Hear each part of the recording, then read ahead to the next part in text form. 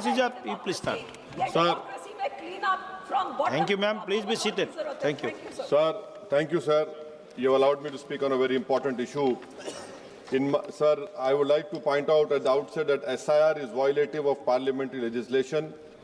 It violates the powers prescribed by Parliament. It's contrary to the judgment of Supreme Court, a three-judges judgment of Lal Babu Hussain, and it is a malified exercise of power to selectively disenfranchise on the basis of religion.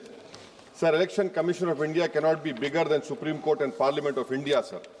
Sir, may I point out to you, sir, the representation of the RP Act of 1950 and Registration Electoral Rules 1960 prescribe that inclusion in the electoral roll will be based on self-declaration of citizenship backed by 106 documents or identity prescribed in Form 6 of 1960 rules, including Aadhaar. Now, this is an act which was passed in Parliament, sir. Supreme Court, in its Lal Babu Hussain judgment, held that once an voter has been included in the electoral roll, there is a presumption that they are citizens and they cannot be removed except by an inquiry into the citizenship of the individual voter and giving them an opportunity of hearing after informing the basis on which doubt arose concerning citizenship. What is happening now is that the Election Commission is putting the burden of proof on the voter. It is completely in violation of the Representative of People Act 1950, Electoral Rules of 1960 passed by this House and the Supreme Court judgment of Lal Babu Hussain, sir. SIR, sir, has turned this head on its head and puts onus on the voters, sir. Sir, voters who were part of the electoral roll in 2025, instead of being given the benefit of presumption, are required to submit documents to prove the citizenship. The 2003 electoral roll is arbitrarily fixed at the baseline for which revision is being conducted. Sir, ECI is not a body empowered to go into question of citizenship. A power lies with Ministry of Home Affairs, Government of India, and Foreigners Tribunal created under the Foreigners Act. Sir, may I point out to you that what ECI is doing is wrong. Section 14A of Citizenship Act 1950, read with 2003 NRC rules, Section 4, subsection 2, 3, 4, 5, 6, prescribe just such an exercise of evaluation of citizenship to be conducted by central government. How is it the ECI is assuming the power given to another agency of Parliament just by passing executive order? This is an occupied field. The ECI has no role to intervene.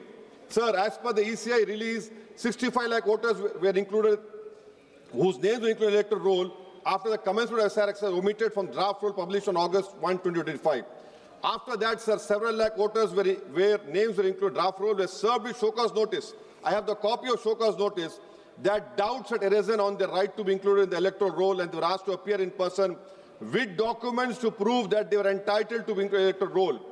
Sir, on what basis did the ECI issue these notices? How did the doubt arouse? Form 6 rule has been passed by this August House. How can the ECI do it? They are violating the sanctity of a law that is passed in this August House. Sir, eventually 3.66 lakh such persons were deleted from the electoral roll with no order made available in the public domain, giving the reason for deletion. Sir, under the SIR order, these persons are to be referred to authorities tribunal dealing with illegal foreign migration. Now, sir, look at this, what the government is supporting the ECI. When this 3.66 lakh such persons deleted, the government immediately, which was the draft is published on 30th August and finally 30th September, this government came out with the new Immigration and Foreigners Act 2025 and was notified, and an Immigration Foreigners Exemption Order 2025 cemetery is promulgated the same day. Under this order, sir, no action under Foreigners Act will be taken against illegal entry, presence for citizens of Nepal, Bhutan, Tibet and Sri Lanka, Tamils, in addition to persons other than Muslims belonging to Afghanistan, Pakistan, Bangladesh. Sir, when Supreme Court is seized on the petition of CAA, government issues a foreign exemption order. Why? Because they realize that in this 3.66 lakh, there can be people more than the non-Muslims also to protect them. You have done it, and then after 5 years of CAA, you will give them citizenship.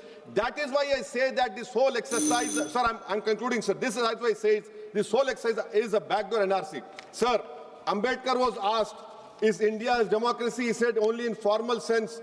To be democracy in the substantial sense, political power was held by the most marginalized and the weakest.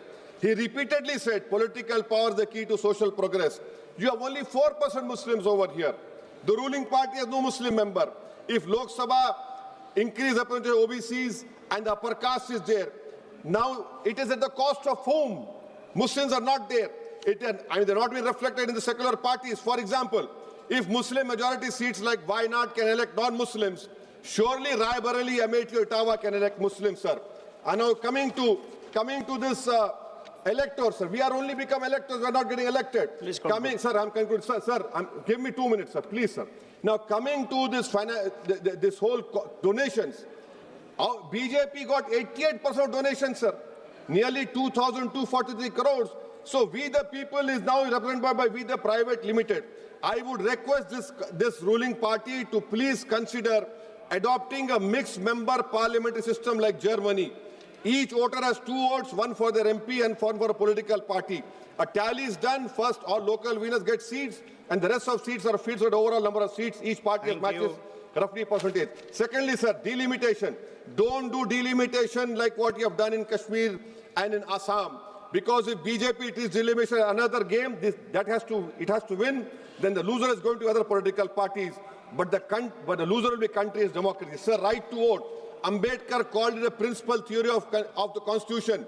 I would demand, I have put a private bill last assembly, the age of contesting elections for MLA and Lok Sabha should be brought down to 20. Rajya Sabha 25, for Vidhan Sabha 22. Why? Because, sir, we have 52% of India's population under the age of 30. What are we giving to them? So that is what I propose. And lastly, Thank sir, you. and I'm including this. Lastly, sir. Member Chandrasekhar ji. Sir, I'm just concluding, sir. Lastly, sir.